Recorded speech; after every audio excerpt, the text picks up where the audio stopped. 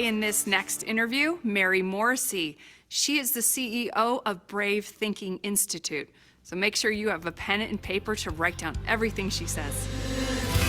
Mary, it is such a pleasure to meet you. First, I have to say that before you got here, I think 4 people came up to me and said that you are their favorite person and that you're incredible. So thank you so much for being here. Thank you for saying that. I'm happy to be here. It's happened over and over, so your reputation precedes you. Okay.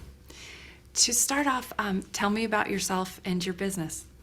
In 1971, I started studying transformation. I had a physical challenge that I was trying to overcome, and none of the medical ways was working, and it became very, very serious. And fortunately for me, I got guided into some ways of discovering that as I focused on my vision more than my problem, things began to change for me. So I got deep in that studied for a decade before I ever became a teacher, and I've been teaching transformation for the last 40 years. And it's taken me around the world to meet people, to discover how they brought transformation. I've worked with the Dalai Lama, with Nelson Mandela. I have the privilege of working with literally tens of thousands of people around the world, helping them transform circumstances in their life to circumstances. We're all going to have circumstances, but let's create them that are more life-giving and liberating. And so that's been my work. And so Brave Thinking Institute is dedicated to that. Oh, I am so excited to talk to you. So you talked about, you started focusing instead of what was going on, but your vision. Tell us about that.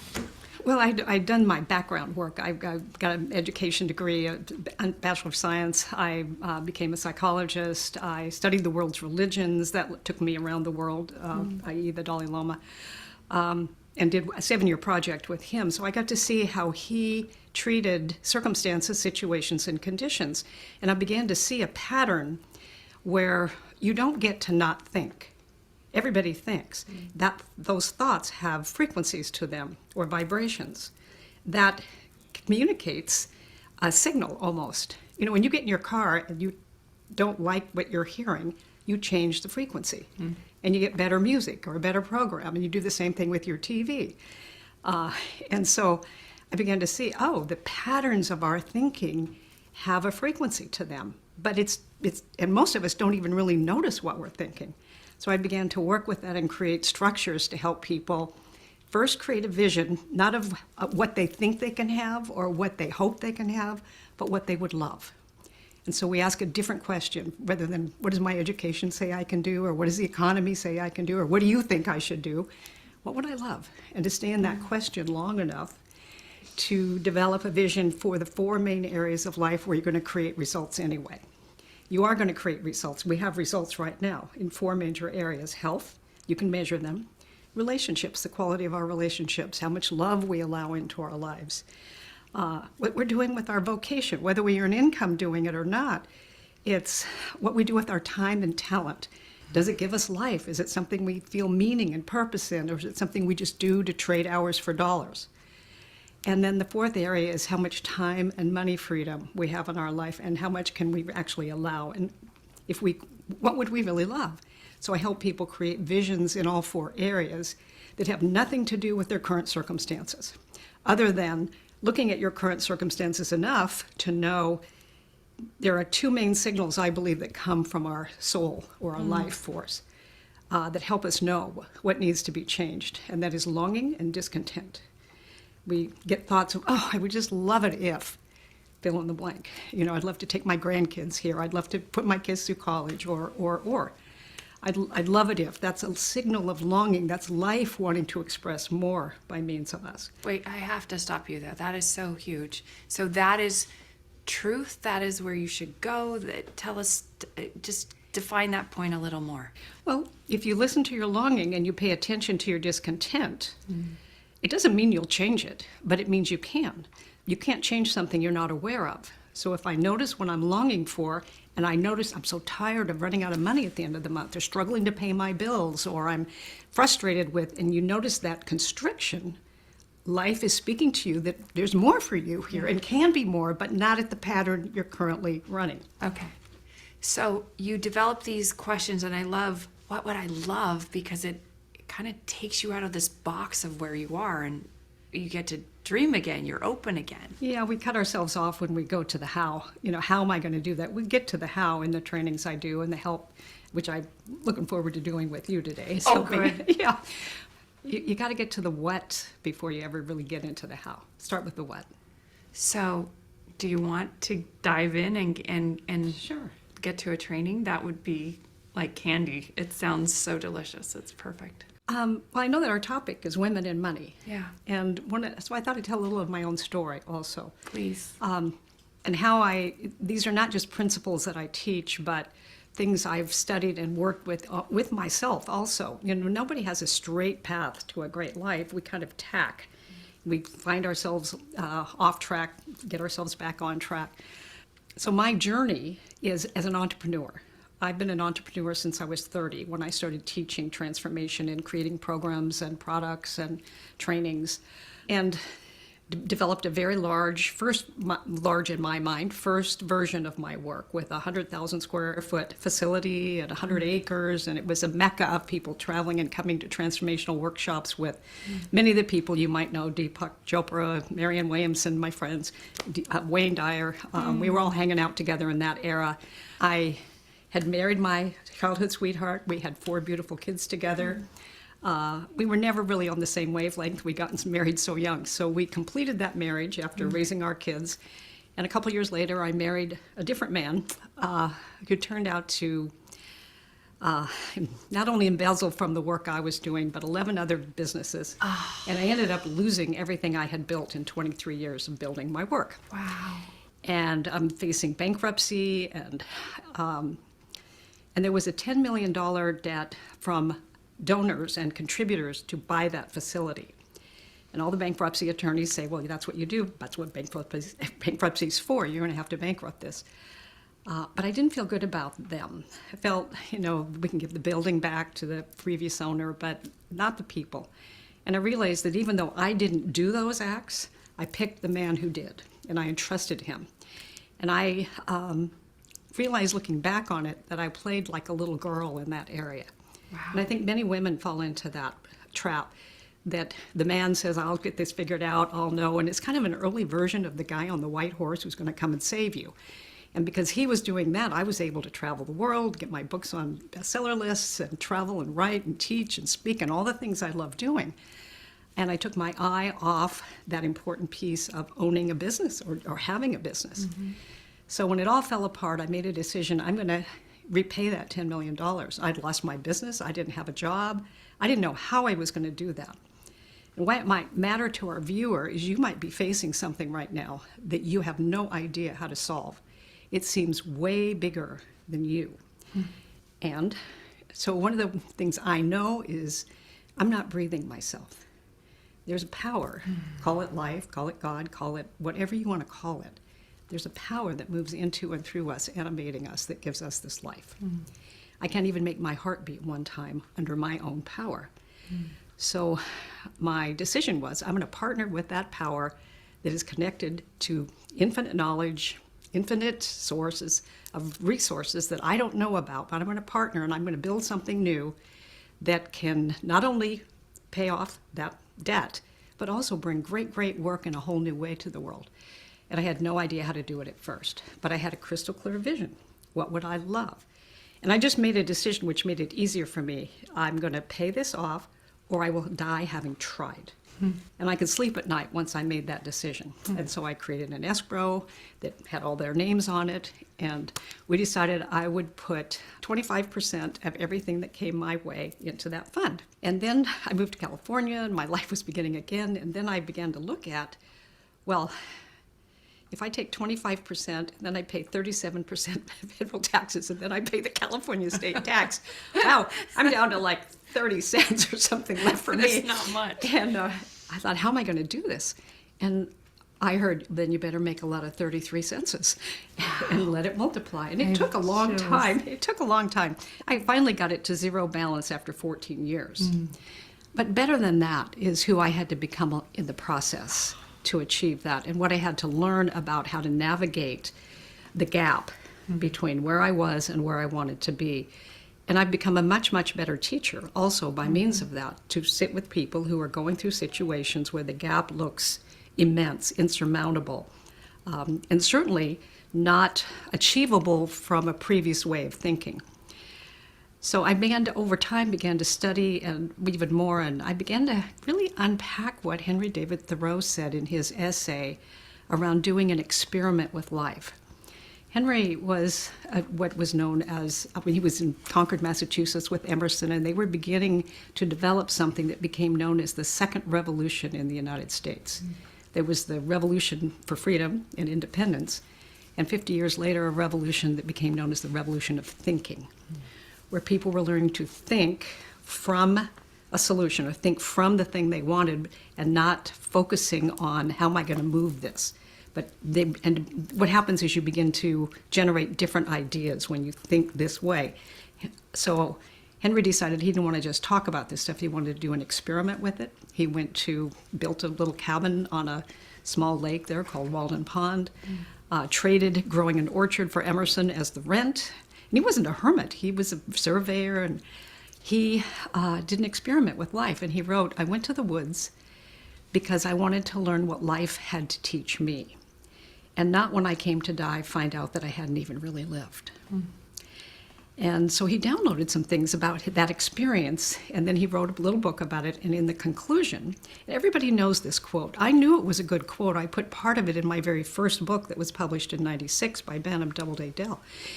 But I didn't know the deeper layers of it until 2007, when I physically went to Concord, and I was sitting by the lake, and the man I then had met and fell in love with, and we've been married now for many, many years, we're sitting there reading back and forth at the lake this essay. And in the conclusion, he says, I have learned this at least by my experiment, 2 years, 2 months, and 2 days, this experiment of really listening carefully to that life force, living each day in harmony with it and letting it take you forward. He said, I've learned this at least by my experiment. If one advances confidently in the direction of their dreams, endeavoring to live the life they've imagined, they pass an invisible boundary. All sorts of things begin to occur that never otherwise would have occurred. You pass an invisible boundary and meet with success unexpected in common hours. New, more universal, more liberal laws begin to establish themselves around this person. The old laws are rearranged in one's favor. Nevertheless, one begins to live with the license of a higher order of being. And I realized that day that this is not just a great quote, this is actually a code for how transformation occurs in the way that the universe designs transformation. It occurs its way. My first real mentor in this said, I can't make it work your way, Mary. I can show you how it works, but I can't make it work your way, any more than I can make electricity work your way. There are invisible spiritual laws that govern how things occur. And you can't be this and have that, any more than you can be on the frequency called CNN and not be seeing problem after problem. That's what's on that frequency. You want discovery, romance, you got to move to a different frequency in you first. It was just words to me until I began to study it and apply it more fully. If one advances confidently in the direction of their dream, well, you can't advance in a direction you don't have an idea of. Hence, having a vision for your life. Where do you want to be 3 years from now, really? What would you love your health to be? What would you love your relationships to be like? Do you have that love of your life? Have you healed that relationship with an old friend or a colleague or a child in your life? What do you really, when you just, that you can have wealth in health, you can have wealth in relationships, in your vocation, do you love what you're doing, or do you check your soul by the door of the building you walk in? I don't believe we're meant to live that way. We're just trained to think we do. And if you had time and money freedom, nobody wants stacks of money around them, but you want what it gives you, which is the freedom to go where you want to go and do what you want to do, have what you want to have, and I believe even more importantly, give what you want to give. So we designed a vision for that, and if one advances confidently in that direction, endeavoring, here's the clue, endeavoring to live the life you've imagined. So when I was in that extreme health challenge in an intensive care ward in a Portland, Oregon hospital, having been told I would have 6 months to live, that I had toxicity from a destroyed kidney, and the other kidney was 50% destroyed and active kidney failure. And this was before dialysis, and it was before transplants, and that was a death sentence. A woman came and she said, "What would you do if you could live?" And I knew exactly. I had one child at that point. I would have raised my little boy, and I would become a teacher. That was my early vision of my life. And she gave me a pattern of thinking, not about the problem, but just imagine. She gave me 3 images to hold in my mind. That over the years in my study around transformation, I came to know the brilliance of it. She says, "Here's what I want you to do." She said, "So if you could get well, what would you do?" I told her, and she says, "Well, let's just imagine tomorrow when they remove the kidney. They were going to remove 1 kidney, and they said maybe then I'd have 6 months to live." And she said, "Let's imagine that they remove that kidney, but let's imagine that everything that is the source of the problem, all the source of the toxicity, we place that in that kidney, and it's gone." So when instead of getting worse, there is a possibility, because there are infinite possibilities. Well, the doctors were not telling me there was a possibility. She was. And it was interesting because I could tell she believed it. Nobody else said there was a possibility even I could be well. So do this. Imagine that you're walking up into a school. You have a 5-year-old little boy's hand in yours. Feel the warmth of his little hand. You're walking into the school, and his kindergarten teacher is there, and he hugs her and hugs you goodbye, and he's in his kindergarten. You hear the click, click, click of your heels around the corner, and there's your first classroom. And we didn't talk about how that would occur. We didn't talk about where I'd get the money to go to the university, who'd babysit him while I was there. We didn't talk about the how. We talked about the what. And then she said, "Then fast forward in your mind. Do that until you can feel it as real.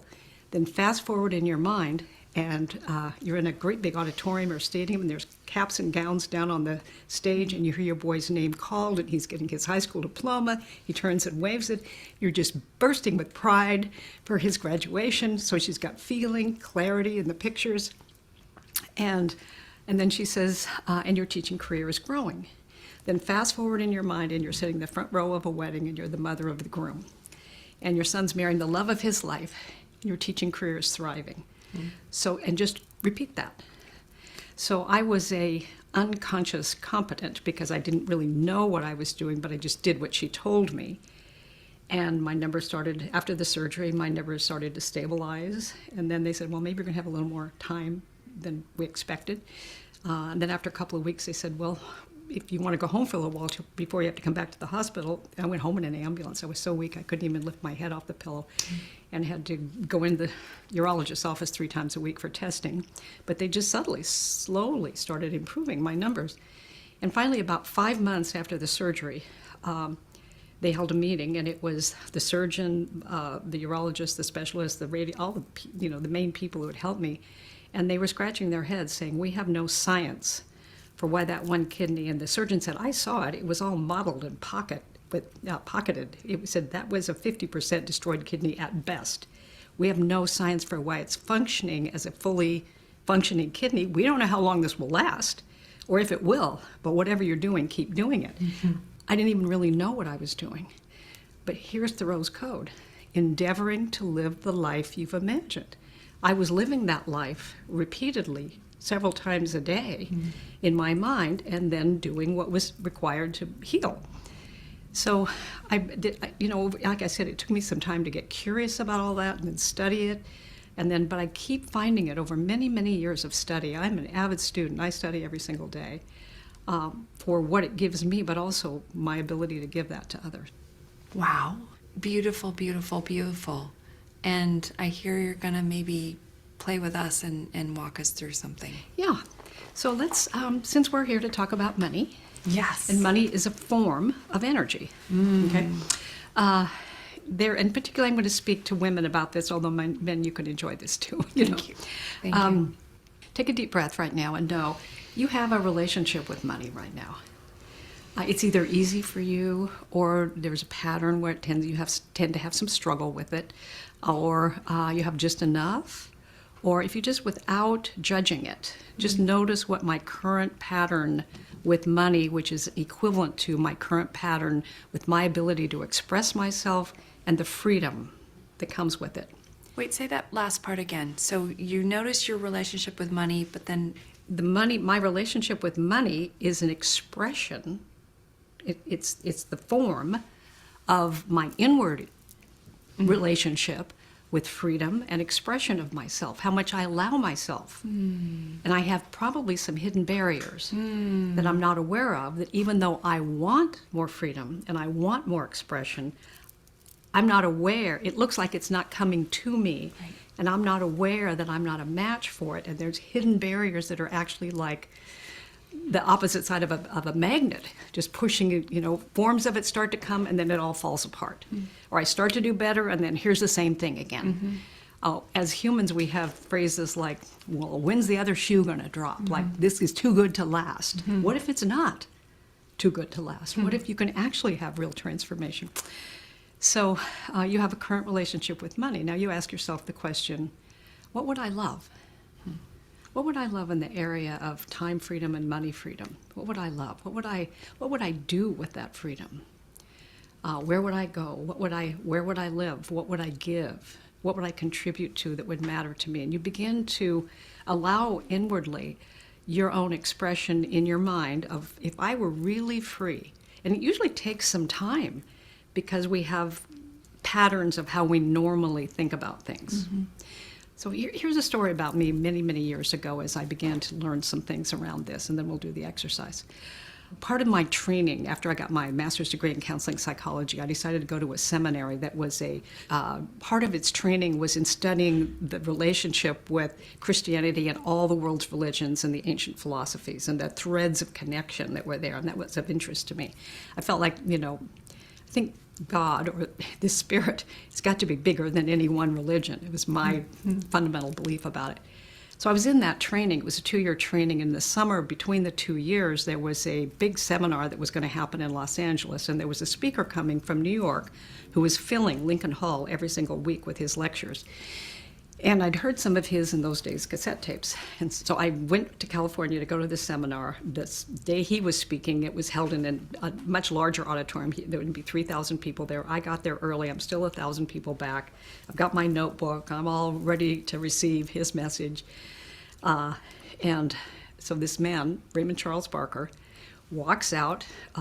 He's like 80. He's got all beautiful shock of white hair.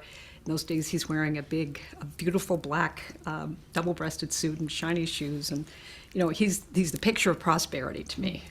And in those days, I'm struggling with money. I mean, I'm doing what I really, I'm getting myself to different institutions and schools, but I've got student loan debt, and we're getting by each month, and so he walks out and he just looks at the audience for what seemed like a long time, maybe a whole minute or two, I don't know. And then he reached in his back pocket and he pulled out his wallet. It was mine. And then he reached in and he pulled out a whole pile of money. Now, his were all hundreds. I realized this morning I didn't bring hundreds. But so he brings out this whole pile of money and he holds it up. And then he holds it up for the whole audience to see. And he said, this is money. This is money. I love money. I just love money. And then he went, and I'm thinking, oh my God, this guy, I felt repulsion. I was criticizing him in my mind. And the thought, he's not even spiritual. This guy is not even spiritual. I mean, who loves money like that? And so then he put the money back in his wallet. And he says, so I don't want you to raise your hand, but I just want you to check in with yourself and notice whether or not you thought some thoughts of criticism about what I just did, or some thoughts of repulsion, you don't like me now. Or maybe you even thought, this guy's not spiritual. Yeah. And it was like he just reached inside my head. And then he said, so I want to tell you something. Money heard you. Why would it come where it's not loved? If I had done something different than what I just did, if I had walked out with a little 5-year-old little boy, and I picked up this beautiful little boy and I held him up to you, and I said, this is my grandson. This is my grandson. I love my grandson. Not one of you would have criticized me or judged me or thought I wasn't spiritual, because you've been programmed. It's okay to love a grandchild, and it's not okay to love the symbol of your own freedom. Money is a symbol for your Of freedom. your own freedom. Your ability to allow yourself to experience the gift of life to the degree that you can give the gift of life in the way that matters to you. So you can give your gift to the world in your creations, in your vocation, in the things you do for people and places that matter to you. And that was the fact that I heard that, and I was like, okay, I must have a lot of hidden resistances to allowing more good, because even though I can talk prosperity or abundance, even though I study it and I'm beginning to even be able to teach about it, my life doesn't show the full result of it. I've still got struggle patterns.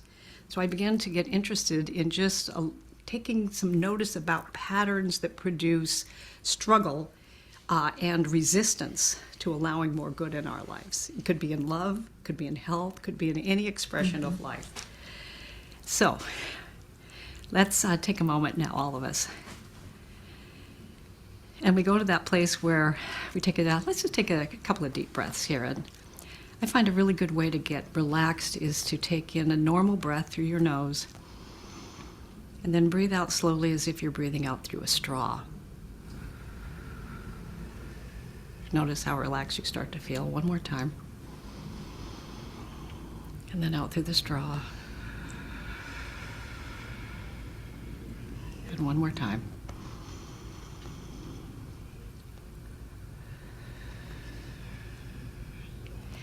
So let's notice now that you and I woke up this morning. Not everybody did. This is a gift of life that's handed to us each day. It's as if life says to you and to me, here, I hand you the greatest gift I have. It's a gift of life. Do with it what you will. Nobody gets to think your thoughts today but you. Nobody gets to choose what you're going to make matter or put your attention on today but you. Therefore, I hand you this gift of life. Create with it what you will. And so as we give thanks for this life, and we perhaps, if we haven't noticed it before, we could notice that I have been noticing signs and signals of longing and discontent. So in the area of money or freedom,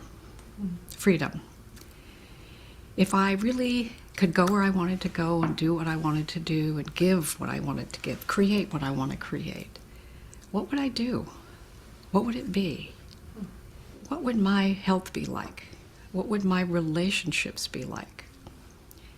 And like the woman who said to me, imagine you've got a little boy in your hand and you're walking him out to kindergarten. There was nothing in my current reality that said that could happen, but I could make it happen in my mind. So make it happen in your mind right now. Where would you be? Every dream house begins with a blueprint. This is blueprinting for a life, where you create a blueprint for a life you would absolutely love. And you work just like when you're making a blueprint for a house, you realize that room isn't big enough. I want higher ceilings here. So you begin to work with a blueprint for your life, where when you step inside of it, you feel expansive. Because your energy, your soul will never lie to you. It feels expansive. You get an expansive feeling when you've got more life pouring through you, and you get a constricted feeling when you move to fear or why it can't happen and what's wrong with you and all the many patterns that create more and more constriction. So we want to stay in that expansive feeling while we're building our vision. And then we take a kind glance back on our history. And we realize that we have a pattern of a relationship with this thing called money. We just have a pattern with it. We don't make it wrong, we just notice it. It might have been that we were raised in families where we were taught money doesn't grow on trees, and if you want more money, you gotta work harder. And there were patterns of how this thing called money comes to us. And we just begin to notice those patterns. And then we make a decision here. Those are just patterns. Doesn't matter how long they've been there, they can be changed. They can be changed, and actually quite easily. Particularly when we create a vision of what we would love. And we step inside of it as if it's real. I've got a little boy, I'm walking into kindergarten. I'm in high school graduation, I'm at the wedding. And they are become real moments in me of a woman living a life she loves while her work in the world is growing. And when the how comes up, I remind myself, I don't have to know how, I have to know what. And of course, there are some things to do, but the first thing is to know what so much that when you step inside of it, you're just vitally alive. So pick one, Chrissy. You got something that if it's 3 years from now, let's say, you really love to bring transformation into your life? You don't have to say it out loud, or you can. I do want to tell you so you can help someone who's maybe, mine is so general. Mm-hmm. Does it have to be very specific? And well, you will have specific results. I feel like in my life, I'm at a visioning stage, and I'm just beginning to taste what I want. So is it okay to not be exactly clear? Like, I can't see the little boy, I can't get that clear, but I get a general freedom feeling. Well, definitely that's a good thing, because when you have a freedom feeling, it's expansion. Mm-hmm. So you do want expansion. You can leave it amorphous, but you're less likely, because you're going to create specific results. You can't not. So since you're going to create specific results, if you even put some specifics, right. I'd love to travel to Europe and spend 3 weeks on a bike. Okay, that helps me. Okay, yes. It doesn't have to be massive, world-changing. It can be, okay, that helps. Yeah, just that you're looking at your life and you have results. So let's create in our mind results that would be ones that Christy would love. So I invite our viewer to do that. Mm-hmm. Even 1 or 2 things that, and usually they're the big longings, like the love of our life, health, that we have vibrancy and energy to do the things we want to do. Work that matters to us. We get our book done. We start that daycare, or we start the charity, or we give to the charity. We have the freedom to take 6 weeks off and sail in the Caribbean with a group of friends, and we sponsor the event. Or one woman I worked with one time, I was doing a large seminar for about 1,000 people, and she jumped up and said, "I can't dream." So I said, "Well, come on up here," and I put her in a chair, and I said, "So imagine it's 3 years." Then she wanted to tell me all the reasons of bad things that were happening in her life, which is a typical thing in common hour thinking. It's like, let me tell you why I'm having the results. And then I said, well, let's not talk about that just yet. First of all, let's talk about if it's 3 years from now, wouldn't you want to have great health? Well, yes, and I want my husband to have great health too. And I said, so it's 3 years from now, and I gave her the date. And I said, so if you could live anywhere you want to live, where would you live? And she says, well, we wanted to live in New Mexico, and we would live in an adobe house, and it would have an arched doorway. She knew this stuff. She just wasn't allowing herself to own it in her mind yet, even. And then when we got to the part about freedom, and I said, so if you could go anywhere or do anything, what would you do? And then she burst into tears. Mm-hmm.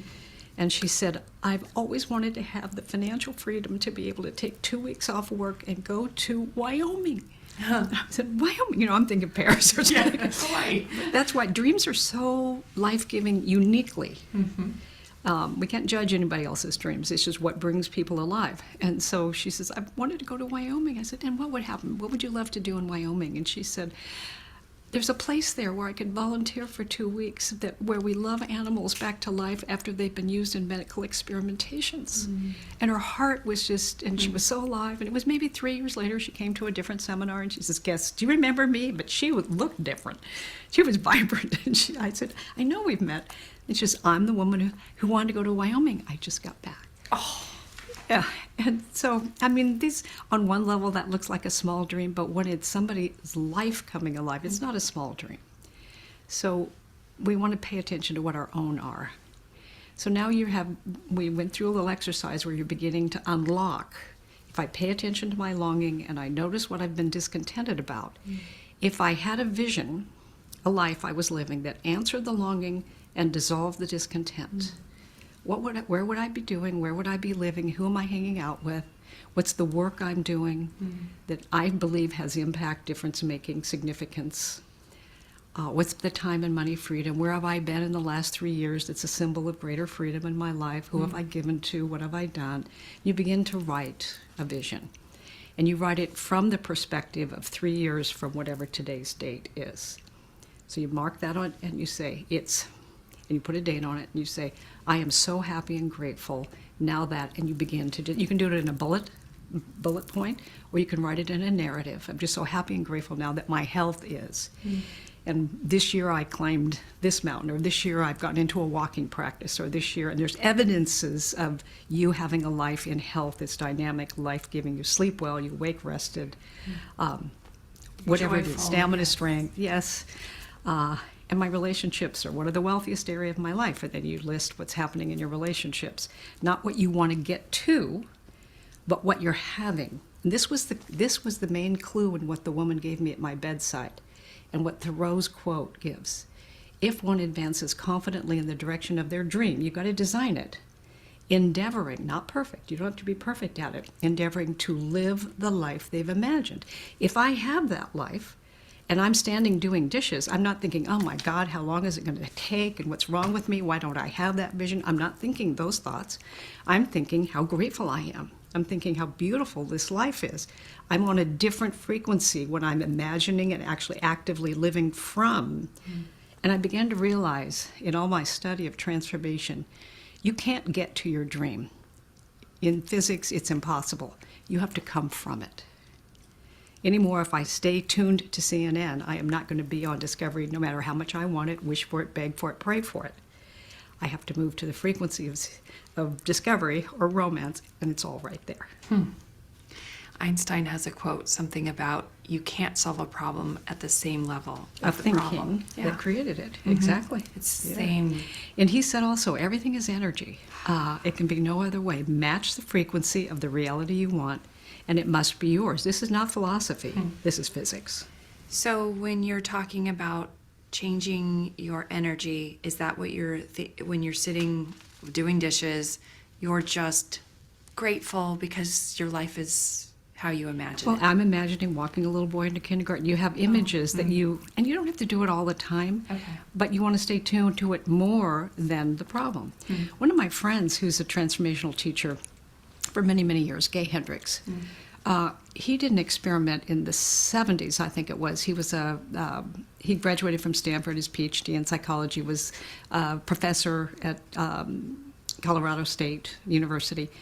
And they were struggling with money, and his young wife, and they were young professor salaries, and he was riding, it was winter, and he was riding his stationary bike, and he was thinking, okay, last month I didn't pay all that bill, so I better pay more on that this month. And in his mind, he's doing the machination of how to pay the bills again.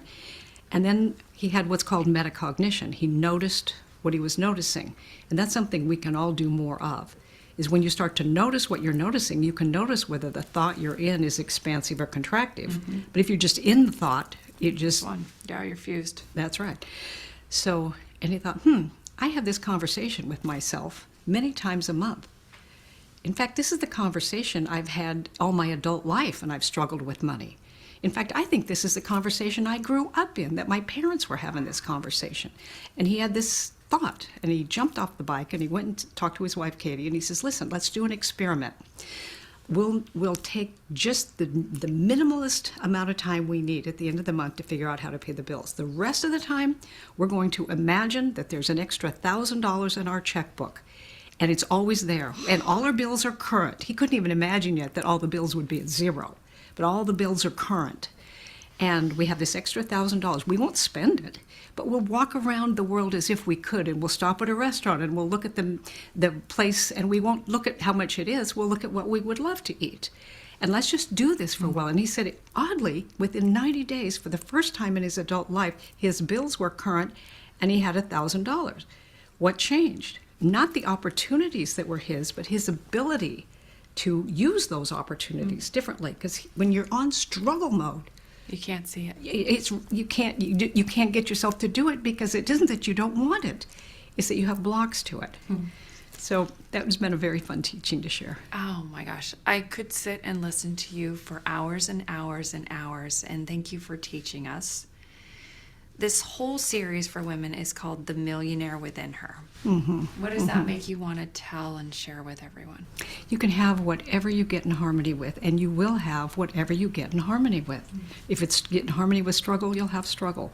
Get in harmony with possibilities, and you'll have more possibilities. So I would just say they could watch this, what you're creating. Thank you guys for creating this over and over again, because you won't just hear it once. It begins to seep into you, and it will help you again and again and again. Well, I think you just read my mind, because I was thinking, how quickly are they going to get this done? Because I want to listen over and over and over again. Thank you Christy. so much for your years of teaching and sharing and doing, obviously, what you're so good at and sharing it with the world. Thank you. Did you catch Mary's great tips and write them all down? I hope you took a lot of notes about brave thinking and stepping into your transformation.